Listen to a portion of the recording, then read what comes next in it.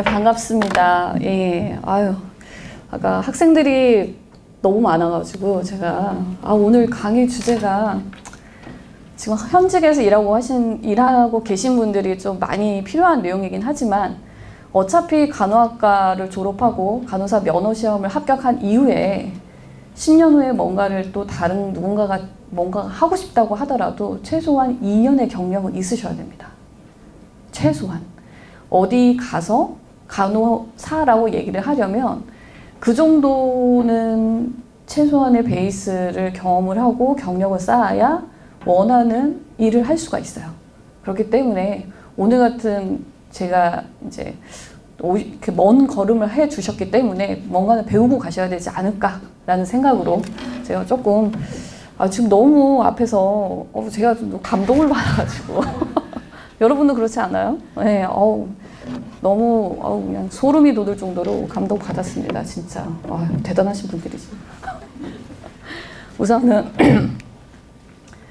제 소개 간략적으로 해주셨는데 어차피 저는 그 홈페이지에 제 모든 게 다 떠있기 때문에 그냥 말씀드리겠습니다. 제가 2000년도에 졸업을 했어요. 사실은 95학번인데 9학번인데 1년 휴학을 하고 간호사 말고 다른 걸 좀 해볼까. 그래서 1년 동안 좀 여기저기 아르바이트도 해보고 회사에 저는 이제 그 의학 전문 그 저널 이런 거에 그 인턴 기자도 또 해봤거든요. 근데 결과적으로 그때 돌아온 거는 어차피 대학 졸업을 일단 한 학기를 남기고 했었어요. 그때 딱 4학년 1학기까지 딱 하고 2학기 때 휴학계를 딱 내고 1년간 경험을 해보고 다시 돌아오던가 결정을 해보자 했는데 결과적으로 뭔가 일을 하려면 결과적으로는 학교를 졸업하고 라이센스가 있어야 되겠다. 그걸 이제 경험을 했고요.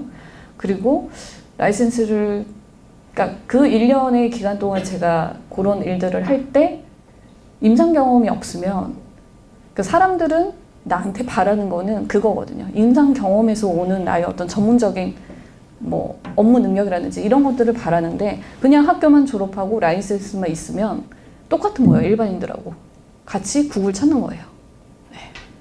그분들보다 나라는 2년은 최소한 필요하다. 그래서 이제 대학원도 2년 경력이 필요하잖아요. 그죠? 그래서 저는 1년 동안의 그 기간을 거치면서 결국은 간호사로 일단은 먼저 기본을 한 다음에 뭔가를 할 때는 여러 가지 생각을 해보자 라고 해서 다시 복학을 하고 2000년 2월에 졸업해서 그해 바로 서울 아산병원에서 간호사 생활을 시작했습니다. 그래서 2년 6개월 동안 했었고 그 와중에 이제 그 리갈 널스 컨설턴트라는 우리나라에는 없는 그 직종이긴 해요. 근데 미국에는 이 그 전문 과정도 있고 뭐냐면은 로펌이나 아니면은 경찰, 검찰 이런 데서 이제 의료사고 너무 많이 나기 때문에 그런 것들을 옆에서 리서치 해주고 어떤 판례라든지 이런 것들도 소견을 내준다든지 이런 것들을 하는 그런 간호사가 있어요. 그래서 저희 서초동이나 이런 데도 의료소송, 우리끼리는 그냥 의료소송 연구 간호사 우리끼리 그냥 이렇게 만들어가지고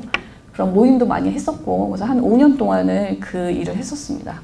했다가 로스쿨에 가서 좀 더 많은 일을 좀 해보고 싶다. 그렇게 생각해서 제가 이제 늦은 나이에도 불구하고 로스쿨을 합격을 해서 이제 3년을 했고 그래서 변호사로 일한 지는 지금 한 7년이 다 됐고 곧 8년 차가 됩니다. 곧 있으면 10년이 되겠죠. 네. 그렇습니다. 그 와중에 이제 고대 법무대학원 야간에 의료법학과를 야간에 다니면서 일하면서 같이 공부를 또 했었고요. 그러면서 이쪽으로 발을 들여놓게 됐습니다. 지금 이제 변호사로 의료 전문 변호사 자격을 취득을 이제 변호사를 하면서 3년 정도의 경과가 된 다음에 여러 가지 조건들을 다 성취한 다음에 그 의료소송, 그러니까 의료 전문 변호사라 그래서 의료사고든 의료법 위반이든 여러 가지 그 것들을 그러니까 전문 자격이 없다 그래서 못하는 건 아니지만 그래도 나는 전문 자격을 취득을 했고 이 부분에 대해서 업무를 지금 계속 하고 있습니다. 그래서 제가 주요 담당했던 사건이고 하고 있는 사건은 이등 목동병원 사건 아시죠? 네. 올해 2월 달에 1심 무죄 나왔잖아요. 그거를 제가 혼자 하는 건 아니고 간호사 3분하고 의사 4분이 같이 기소가 됐어요. 7명이.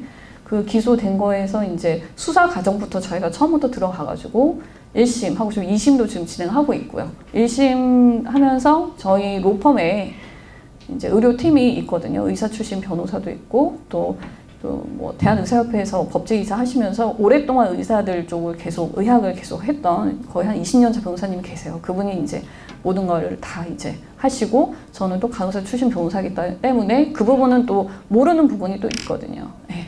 그런 것들을 제가 같이 팀으로 일을 하고 있습니다. 그래서 모든 뭐 그리고 관련해서 최근에 뭐 저희 같은 경우에도 그렇지만 간호사들이 연장 근무를 많이 해요. 그렇죠? 뭐 인수인계 시간은 거의 공짜 노동이라고 할 만큼 원래는 8시간을 일을 하면 1시간의 휴식 시간을 줘야 됩니다. 근데 법상 그렇게 돼야 되는데 그 보건이나 이런 병원은 약간 특례 업종으로 돼가지고 이렇게 그 근로자 대표와 우리 사용자, 그러니까 병원 측이 합의가 되면 근무 시간을 최대한 연장할 수는 있어요. 그러니까 원하는 대로 이제 그 딱 규정되지는 않지만 그래도 휴게 시간은 꼭 줘야 되고요. 그리고 근로 시간은 중에 줘야 되기 때문에 그런 것들을 나머지는 전부 대기하는 시간은 근로 시간으로 되기 때문에 뭔가 이제 뭐라 그럴까요? 그 연장 수당이라든지 이런 것들을 받기 위해서 굉장히 좀 그런 거를 잘 모르고 일을 열심히 하고 계시거든요. 그러니까 그런 부분에 대한 상담도 많이 들어오고 소송을 하겠다고 하시는 분이 거의 퇴직금 소송할 때도 그런 것들이 계산이 되느냐 안 되느냐에 따라서 퇴직금이 완전 금액이 달라지거든요. 그러니까 그런 부분에 대해서 저희가 지금 계속 노동법 관련해서도 소송 법률자문 그리고 법률 강의를 많이 하고 다닙니다. 제가. 그리고 지금 의료사고도 형사사건화가 돼버리면은 업무상 과실치사나 치상 뭐 이런 정도로 되고요. 의료법 위반이 요새 이제 PA가 이제 많이 엊그제도 이제 인하대병원에 또 압수수색이 들어갔거든요. 그래서 그런 부분은 무면 의뢰 행위 그 해야죠. 우리가 좀 그런 부분 하고 또 이제 의료법 위반이 제약회사 리베이트건 같은 경우는 좀 많이 계속 한 번씩 있습니다. 그런 것들 같이 변호인을 하고 있어요. 네. 그래서 의료 전문 변호사가 되면 이런 일들을 하게 됩니다. 네. 어떻게 보면 여러분들은 현장에서 열심히 뛰시고 그 외에 발생되는 문제들이나 굉장히 억울한 사정들 그런 것들은 뒤에서 저희가 백업을 해준다고 생각하시면 돼요. 그리고 그러니까 간호사 출신 변호사들이 굉장히 지금 많아졌어요. 굉장히 많아지고 여러분들도 만약에 하시고 뭔가 이제 그런 쪽으로 생각을 하고 있다 그러면은 저는 하라고 권하고 싶습니다. 예, 많이 나오셔야 되고 꼭 이런 송무시장뿐만이 아니라 병원의 사내 변호사로도 많이 들어가요. 예, 그러면은 간호사 출신의 변호사가 사내 변호사로 있는 병원에서는 그나마 간호사에 대한 어떤 그런 것들도 많이 고려가 되지 않을까라는 생각을 합니다. 또한 뭐 국회나 아니면 입법기관이나 이런 쪽으로도 많이 가고 있거든요. 그래서 저는 많이 나오셔서 그런 부분을 많이 백업을 해줄 수 있는 군단이 좀 많아졌으면 좋겠습니다. 예. 의사 출신 변호사는 워낙 많아요. 예. 많지만 간호사 출신 변호사는 이제 막 시작이 된 것 같아요. 저희가 한 해에 몇 명씩 해서 이제 나와야 될 것 같고요. 그렇습니다. 그래서 법조인을 꿈꾼다면 왜 법조인이냐고 했냐면 법조인은 검사 그리고 판사, 변호사 여기 이제 직종이 크게 3가지가 있죠. 이거 전부 다 통틀어서 하는 얘기입니다. 일단 로스쿨에 입학을 해야겠죠. 로스쿨 입학하기 위해서는 리트라는 시험을 보게 됩니다. 법학 적성 시험인데요. 약간 그 언어 능력, 수리 능력, 그리고 또 논술 이렇게 되어 있는데 좀 수준이 대학교를 졸업한 사람이 시험 보고 교양을 이제 시험 보는 거기 때문에 예전 대학 수능 시험을 생각하시면 조금 어렵고요. 이것도 공부를 좀 하셔야 됩니다. 그리고 특히 논술 시험 공부를 좀 잘 하셔야 되고요. 그다음에 학사 성적이 들어가고 영어는 토익이나 탭스 뭐 이런 이제 성적으로 가름이 되고요. 또는 대학교를 시험 보는 거기 때문에 외국어 성적을 요구하는 데가 있습니다. 네, 그런 필살기가 있다면 그런 것도 같이 준비하시면 좋고요. 또 로스쿨 구술 면접이 있거든요. 일단 리트 시험을 보고 이제 하반기에 그 로스쿨별로 이렇게 요강을 냅니다. 모집 요강을. 거기를 보시고 논술 준비, 그러니까 구술 면접 준비를 하시면 돼요. 네. 뭐 1차, 2차로 나눠서 하는 데도 있고, 뭐 한 차례만 하는 경우도 있고, 학교마다 전부 다 다릅니다. 그래서 만약에 로스쿨을 입학을 했어요. 그래서 진학을 하면 3년을 다니게 되고요. 1년에 그러니까 2학기가 되죠. 한 1학기, 2학기 요 통 성적이 그 기준보다 못하면 유급 제도가 있어요. 그래서 유급을 당하면 한 학년을 더 다녀야 됩니다. 같은 학년을. 네, 그래서 굉장히 좀 엄격하게 관리가 되고 있습니다. 그리고 법조윤리 시험이라고 그 시험 중에 우리 로스쿨 다니면서 시험을 볼 수 있습니다. 그래서 이거는 패스, 노 패스이기 때문에 패스를 해야 시험을 볼 수 있는 자격이 먼저 주어져요. 그래서 이게 있고요. 그 다음에 3학년이 딱 되면 졸업 시즌에 졸업시험을 봅니다. 졸업시험이 거의 저희가 이제 논문 대신에 보는 시험인데 그 졸업시험에 합격을 해야지 졸업도 가능하고 변호사 시험이 응시가 가능한데 학교마다 좀 다른데 한 10% 내외에서 졸업시험 그 불합격자들이 나와요. 네. 졸업을 시켜주지 않습니다. 어느 정도 수준이 되죠. 그냥 또 다시 학교를 다니는 건 아니지만 내년 졸업시험을 준비를 해야 돼요. 그런 식으로 해서 빠르면 3년, 늦어지면 좀 더 이렇게 몇 년 더 학교를 다닐 수도 있습니다. 그 다음에 이제 그 다음 해에 변호사 시험을 보게 되죠. 변호사 시험을 합격하면 지금은 6개월입니다. 변호사 수습기간이 있고요. 그 이후에 보통은 다양한 진로로 가게 됩니다. 그 6개월 수습기간 동안 뭐 진짜로 로펌에서 할 수도 있고요. 아니면은 본인이 다른 데서도 할 수 있죠. 그래서 로펌이나 회사, 특히 병원으로 많이 가고요. 뭐 제약회사도 있고요. 법원, 검찰, 경찰, 공공기관, 국회, 언론기관 등에 많이 지금 변호사들이 그러니까 그 업무 영역이 굉장히 예전보다는 넓어졌어요. 네. 변호사 수가 많아지는 만큼 굉장히 더 가까이에서 법조의 어떤 그런 서비스, 법률 서비스를 제공할 수 있는 그런 상황이 된 거죠. 여기까지는 제가 이제 얘기를 말씀드리고 더 궁금한 사항은 조금 이따가 2부에서 이제 받겠습니다. 자, 오늘 제가 말씀드리는 건 여러분들이 간호사로 이제 일을 어쨌든 하셔야 돼요. 2년은 최소 2년은 근무를 하시고 그 경력을 베이스를 해서 내가 다른 무언가를 하고 싶다면 또 노력을 하셔야겠죠.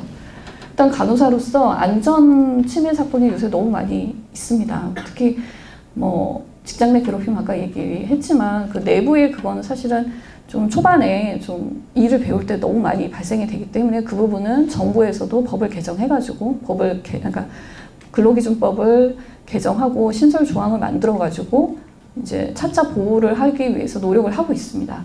근데 이제 문제는 우리가 일을 하면서 환자나 보호자 등을 통해서 이제 폭행을 당하거나 여러 가지 안전을 위협받는 일이 있어요. 그래서 그런 부분을 어떻게 하느냐 보겠습니다.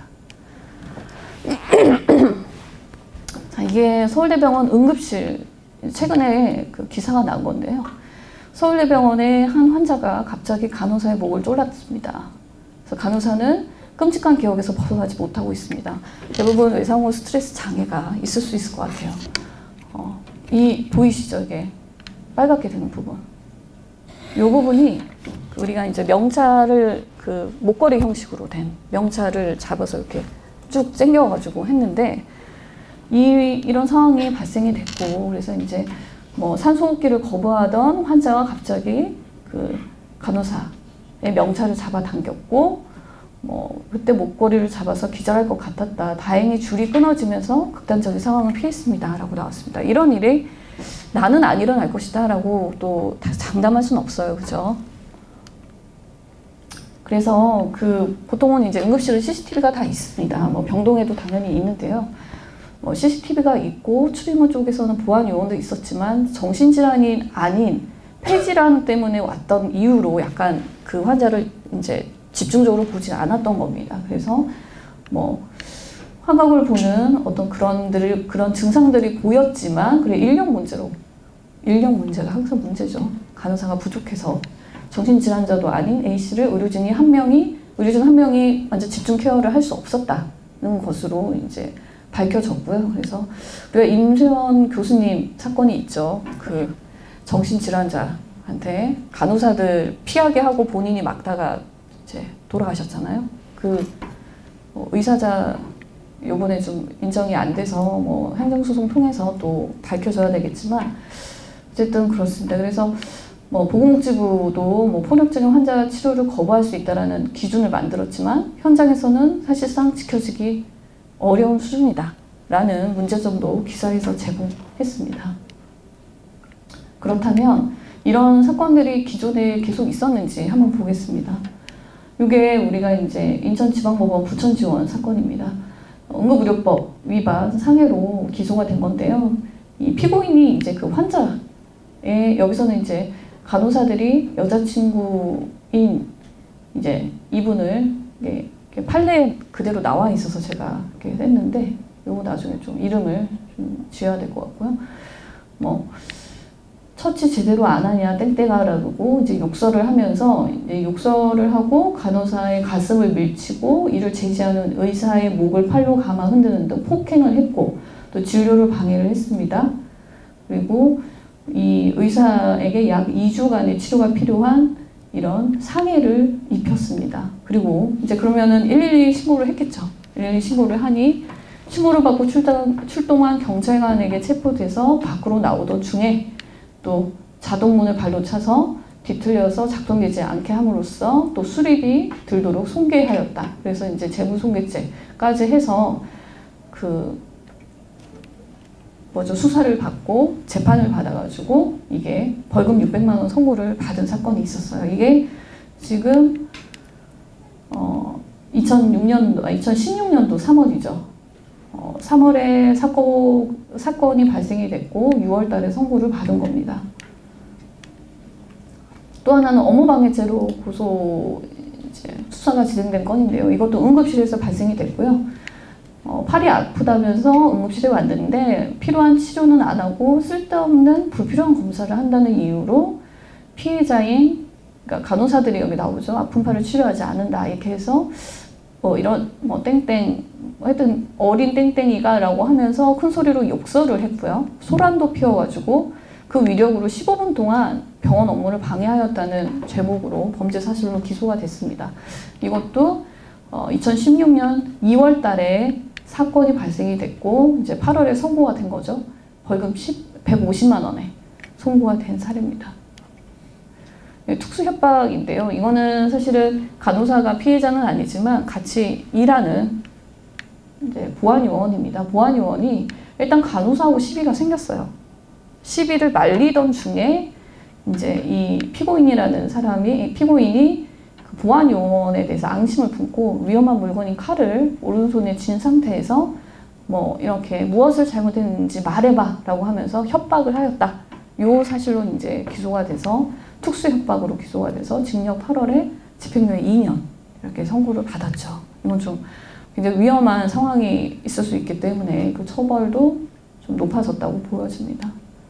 이거는 특수상해 사건인데요. 이것도 간호사와 간병인 사이에 시비가 붙은 거예요. 근데 옆에 있던 다른 피해자가 이를 제지를 했었거든요. 이 간병인과 간호사의 어떤 그런 시비를.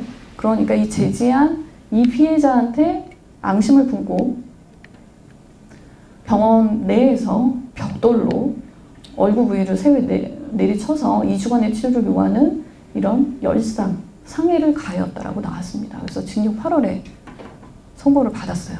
근데 이거 전부 다 보시면 2016년, 2017년도이거든요. 사실은 창원지방법원 사건이죠. 네. 이런 상황이니까 여러분들도 어떤 업무를 하다가 이런 일에 휘말리지 않으면 제일 좋지만 나도 이제 예방도 해야 되지만 내 부서의 같은 동료, 간호사뿐만이 아니라 모든 보건의료인 또 보조 인력들이 같이 보호되어야 되는 게 맞습니다. 네. 그래서 안전을 위한 예방법에 대해서는 일단은 간호사가 이제 환자가 처음에 왔으면 잘 모르겠지만 계속 오던 환자일 수도 있고요. 그렇게 되면은 사전에 위험성을 이제 차트나 이런 걸로 이제 먼저 확인하는 게 필요합니다. 우리가 이 환자에 대해서 어떤 질환이 있고 뭐 이런 거 위주로 많이 이제 보게 되는데 그 외에도 이 안전에 위협을 받을 수 있는 상황인지 아닌지도 미리 알고 우리도 예방을 해야 된다는 거죠. 그래서 사전의 위험성을 인지할 수 있도록 하고 또 업무 과정에서 대화를 통해서 환자 보호자의 내재적인 폭력성 등을 파악할 수 있도록 조심해서 그러니까 그런 관점에서도 접근을 해야 됩니다. 또 이제 경청하는 태도를 보여야 되고요. 대부분은 이제 환자분들이나 보호자들이 무슨 말을 많이 하고 싶은데도 그냥 딱딱 끊어지게끔 우리가 요구할 수도 있습니다. 너무 바쁘기 때문에 빨리 진행을 해야 되잖아요. 그래서 하지만 경청하는 태도를 보이면서 일단 적정거리라는 게 이제 어떻게 보면 안전거리, 좀 이렇게 목걸이, 명찰 목걸이를 이렇게 잡아챌 수 있는 그런 거리면은 좀 너무 위험하다는 거죠. 네. 적정거리를 유지하는 것도 굉장히 중요하다라는 겁니다. 그리고 폭력 위험성이 높다고 판단되면 일단 보안요원을 호출을 하거나 아니면 보안요원 호출이 좀 힘들 경우가 있어요. 네. 사건이 발생되기도 전에 호출을 한다는 것도 조금 뭐 매뉴얼상 좀 안 맞을 수 있거든요. 그러면 혼자 그 환자를 케어하는 게 아니고 뭐 보조 인력이나 다른 동료 간호사에게 도움을 요청해서 함께 업무를 수행하고 그렇게 해야 같이 보호가 되겠죠. 그리고 뭐 CCTV가 설치된 거 안내문은 당연히 다 붙여져 있을 겁니다. 안내문. 그리고 의료기관 내에서 폭력에 대한 환자 위험, 어떤 처벌 내려지는지 등등에 대해서 병원에서도 뭐 홍보하는 포스터나 안내문 뭐 이런 거 게시하고 배포하는 게 중요합니다. 네. 만약에 이런 사건이 발생이 됐다라고 하면 일단 폭력이 지속되거나 흉기 사용에 대비해서 주변 동료 간호사나 보조 인력의 도움을 받을 수 있도록 평상시에 같이 인지를 하고 그런 상황이 발생되면 같이 도와야 됩니다. 또 가해자와 격리된 공간으로 신속하게 대피를 해야 되고요. 잠시만요.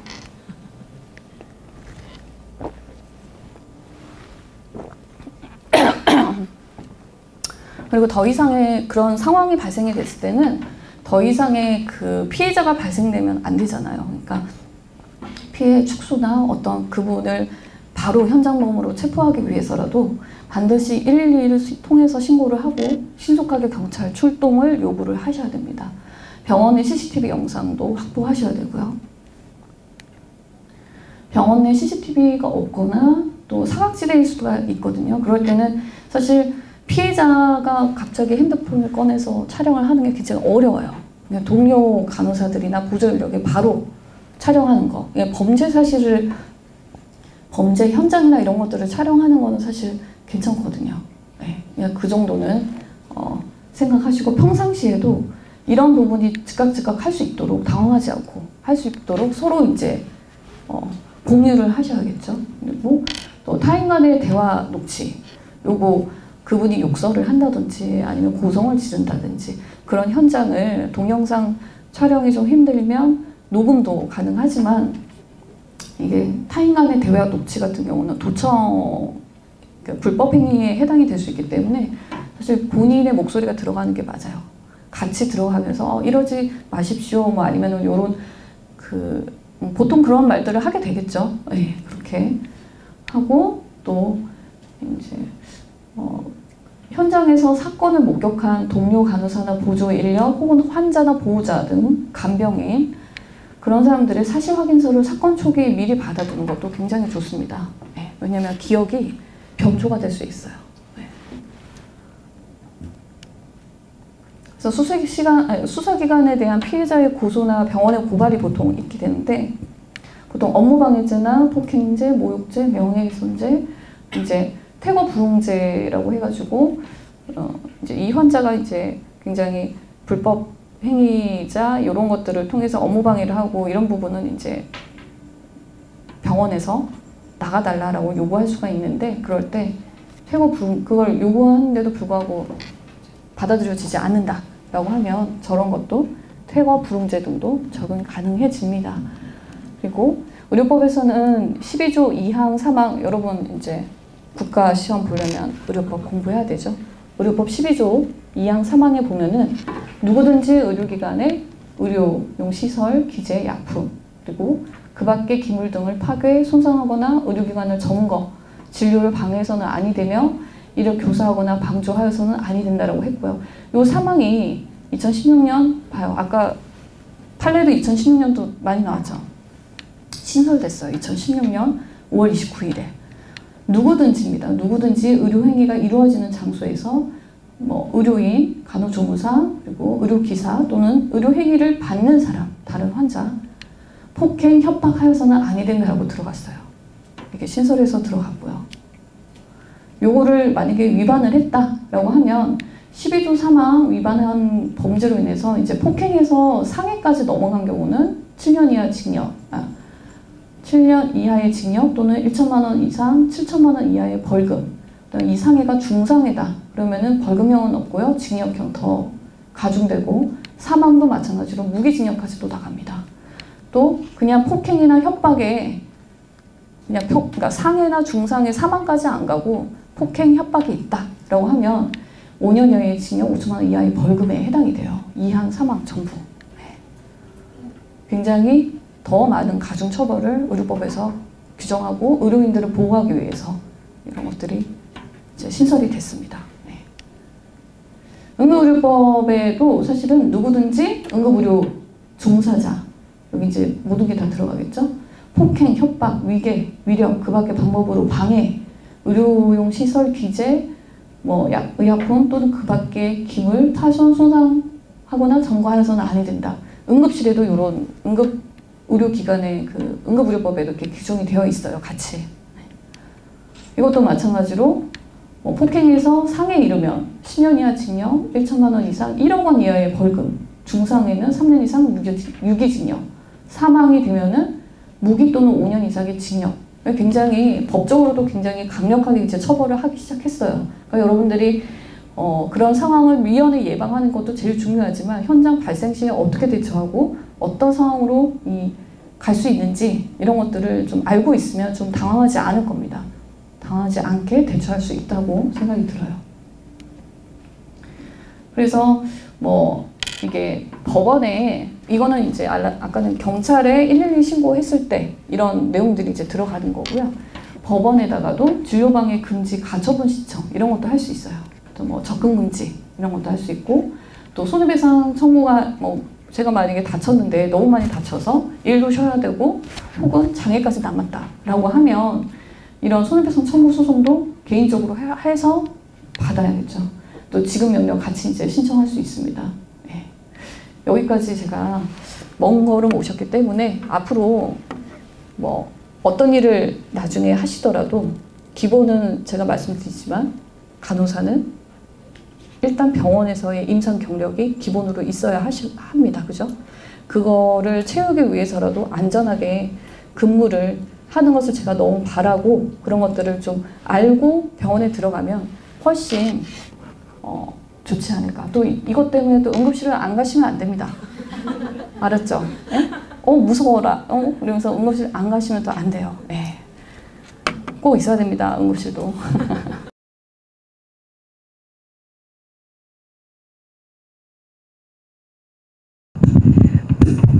네, 10년차 간호사 선생님이 말씀을 해주신 거고요. 저는 10년차까지 일을 안 하고 나왔기 때문에 저는 딱 정말 2년 6개월 근무하고 나왔습니다. 딱 프리셉터 딱 들어가기 직전에 프리셉티만 하고 나왔죠. 네, 저 힘들었습니다. 각 분야마다 그리고 뭐 중환자실이든 특수부분이든 그 약간씩 좀 프리셉티 기간이 달라요. 뭐 병동 같은 경우는 2개월, 또 중환자실 같은 경우는 3개월에서 6개월 이렇게 수술장 같은 것도 좀 각 부서마다 이제 배워야 되고 익혀야 되는 기간이 트레이닝 기간이 좀 다 다른 것 같습니다. 네. 그래서 일단은 뭐 선생님이 얘기해 주신 것처럼 뭐 저는 되게 오래전에 근무를 했을 때도 있었고요. 당연히. 근데 그때는 그게 당연하다고 생각했어요. 저도. 입사하기 전에 워낙 많이 들어서 그냥 그 기간 동안은 그냥 죽었다 하고 생각하고 살자라고 했어요. 정말. 그래서 저는 저 나름대로 그냥 정신적인 무장을 한 게 뭐 욕을 하든 나한테 뭐 모욕적인 언사를 하든 아니면 명예를 훼손을 하든 그냥 일단은 참고 가는 수밖에 없다. 이것도 하나의 관문이다라고 그냥 생각했었어요. 그냥 왜냐면 나만 그런 게 아니니까. 다 그러고 있으니까. 그죠? 근데 지금 제가 이 상황에서 돌이켜보면 아직도 그러고 있다는 거에 너무 깜짝 놀랐고 법이 또 바뀌었잖아요.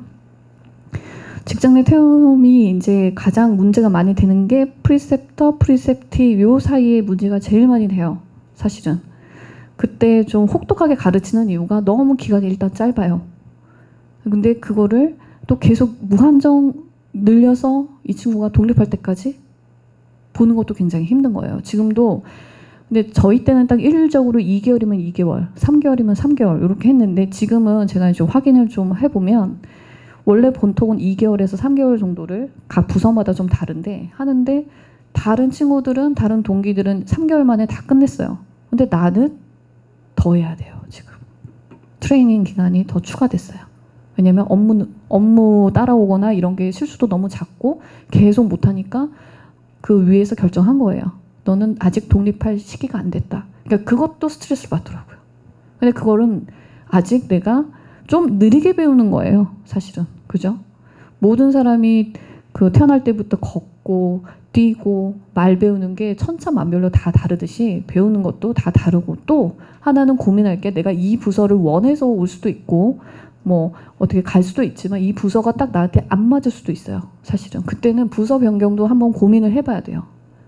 그런 것도 있고 그 7월 16일부터 그 직장 내 괴롭힘이 이제 금지법이 시행이 됐어요. 그래서 병원마다 취업 규칙이나 어떤 지침에 괴롭힘을 하지 말라는 그런 게 지침이나 이런 것들은 다 되어 있습니다. 병원에 만약에 취직을 하거나 아니면 병원에서 근무를 하고 계신 분들은 이제 인터넷 그 사내 인트라넷 있죠? 거기를 통해서 그 규칙이나 그거를 확인할 수 있습니다. 그거를 일단 숙지를 하시고요. 그리고 프리셉티 기간에 그런 일들이 많이 일어나니까 그럴 때 고충 처리 센터가 병원마다 있을 겁니다. 네, 거기에 신고를 하시면 돼요. 그리고 6호 원칙에 따라서 이제 가해자가 누군지 당연히 써야 되고요. 몇 월, 며칠, 몇 시. 그리고 어떤 식으로 나한테 했는지를 추상적인 게 아니고 구체적으로 아까도 그 우리 판례를 보면 욕설 그대로 다 썼잖아요. 그죠? 그러니까 그런 식으로 그 사람이 나한테 했던 말 그대로 써서 해주시고 그거를 모아서 한꺼번에 하셔도 되고요. 그때그때마다 하면 좀 그러니까 좀 뭐 이렇게 원래는 사실은 그전에는 그 아까 수간호사 선생님하고 상담도 해보고 동료의 다른 동료 간호사들하고도 같이 신입 상담하고 이렇게 하더라도 너무 심하다라는 생각이 들면 사실은 배우는 입장이거든요. 사실은 배우는 입장에서 그 권리란 무엇이냐면 정당한 방법으로 트레이닝을 받는 겁니다.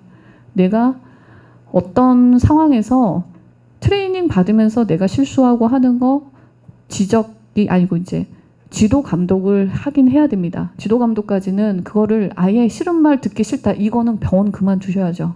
그쵸?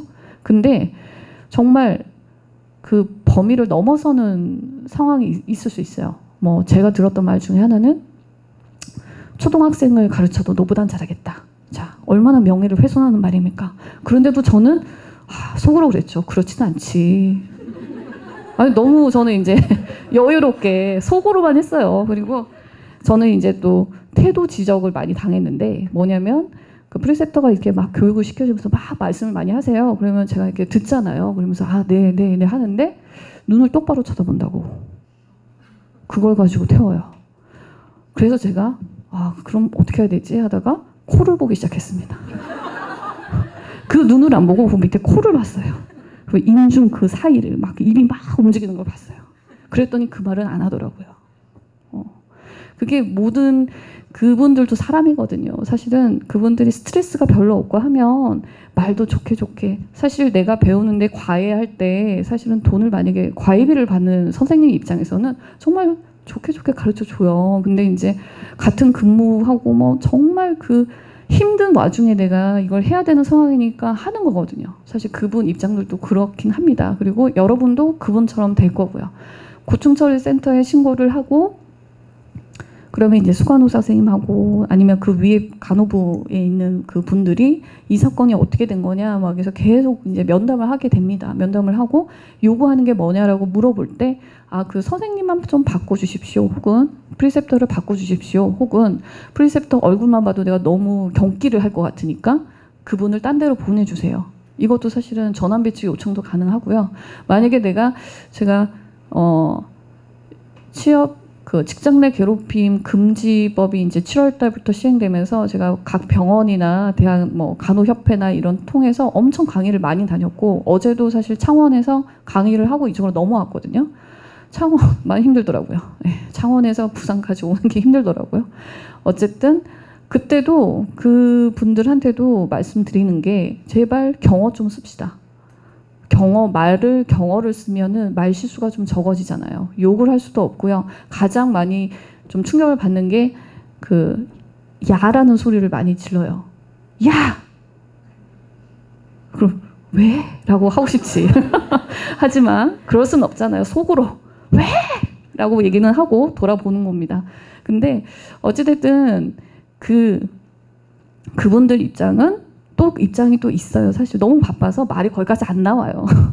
안 나와서 그렇게 하는 거지만 어쨌든 뭐 여러 가지 그런 것들을 법적으로는 그렇게 하고요. 근데 만약에 아까도 버티면 된다라고 하시지만 못 버틸 수 있어요. 사실은. 그래서 그래서 법이 이렇게 또 이제 보호해주는 법으로 또 이제 시행이 되고 7월 16일 이후부터 발생된 것만 신고할 수 있어요. 그러니까 기존에 우리는 신고를 못 합니다. 신고를 못 하고 근로자일 때만 신고 가능해요. 이미 그걸로 사직을 하면은 뭐 다른 거 할 수가 없어요. 예. 그리고 우리가 이제 서울 아산병원에 고선욱 간호사라고 있습니다.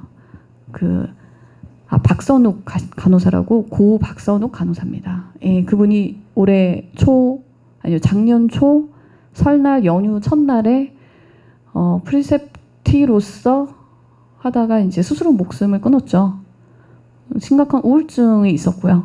그것 때문에 체중이 13kg가 빠졌습니다. 그 프리셉티 기간에. 그러니까 얼마나 심각한 스트레스를 받았을 수 있어요, 사실은.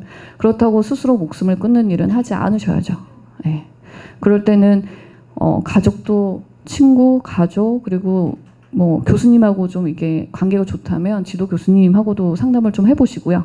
그리고 수간호사 선생님하고도 상담해보시고 그리고 특히 이제 고충 처리 센터가 있다면 거기에 신고를 하시고 또 정신과적으로 문제가 생기면 치료를 꼭 받으셔야 되고요.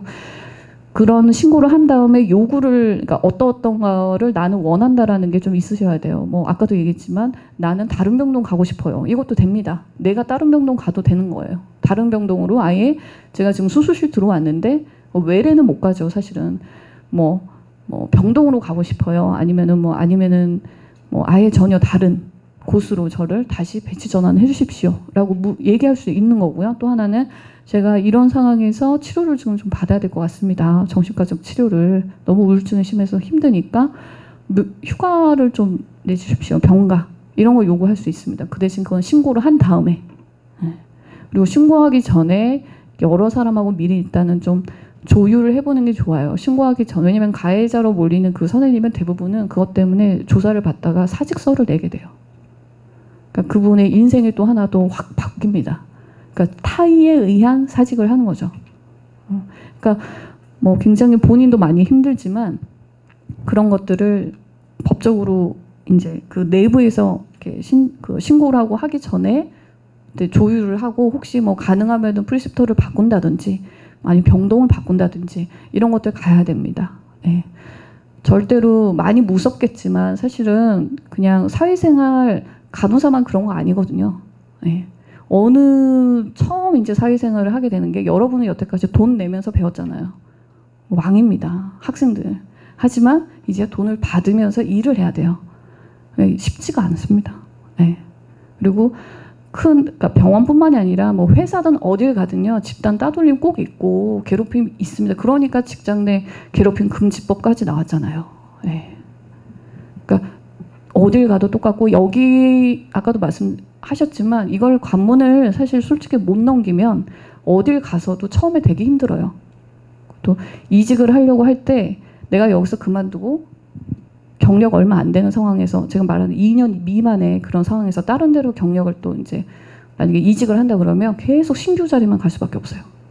그렇죠. 근데 어느 정도 경력 가지고 어디 뭐 대리급부터 시작을 해서 뭐 나는 뭐 제약회사를 갈 거야. 아니면 뭐 임상시험 센터를 들어갈 거야. 아니면 이런 식으로 해서 만약에 타 업종으로 만약에 변경을 하더라도 대리, 뭐 과장, 팀장 이렇게 올라가야 되잖아요. 근데 경력을 대리 수준에서 내가 끝냈어요. 그럼 딴 데 가면 또 대리를 해야 돼.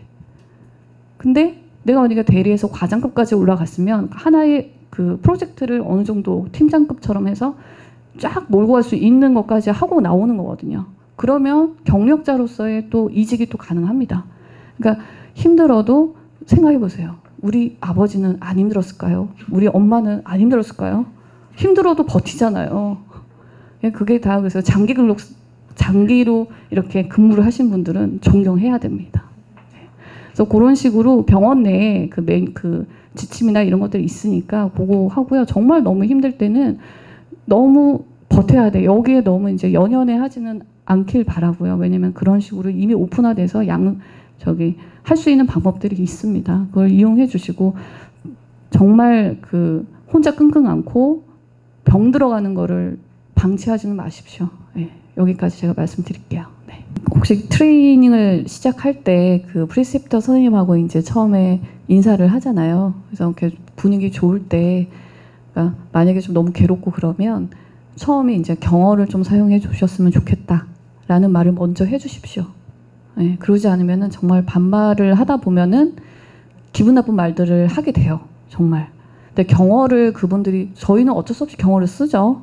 그죠? 선생님 막 이러면서. 근데 그분들은 이제 좀 그 경력도 있으시고 나이도 훨씬 더 그러니까 나이도 우리보다는 더 많으니까 좀 말을 좀 함부로 하는 경향이 될 수 있어요. 그래서 제가 병원 강의 다니면서 제발 경어 씁시다, 경어 씁시다 계속 얘기하는데 여러분들이 요구를 하면 쓸 수밖에 없어요. 그죠? 그걸 무시하고 반말을 하는 거는 좀 이상하죠. 네. 그러니까 그런 것들도 좀 나이스하게 좀 이렇게 얘기를 하시고 또 그런 부분이 좀 잘 안 되면 우리 관리자분 수간호사 선생님한테도 저는 프리셉터든 여러 선생님들한테서 경어를 좀 듣고 싶다. 경어 들으면서 일하고 싶습니다. 특히 환자 앞에서는 저를 존중해주는 언어로 써주셨으면 좋겠습니다. 특히 프리셉티 기간에도 꼭 말씀을 하고 본인이 권리를 찾으셔야 됩니다. 알았죠? 그분들이 잘 해주기를 바라기 이전에 내가 요구하는 것들을 좀 그래도 너무 공격적으로 말씀하지 마시고 알았죠? 이렇게 좋게 해서 잘 하면 잘 트레이닝 받고 독립을 해서 또 간호사로서 또 자긍심도 가지고 이렇게 열심히 일할 수 있지 않을까 싶어요. 네.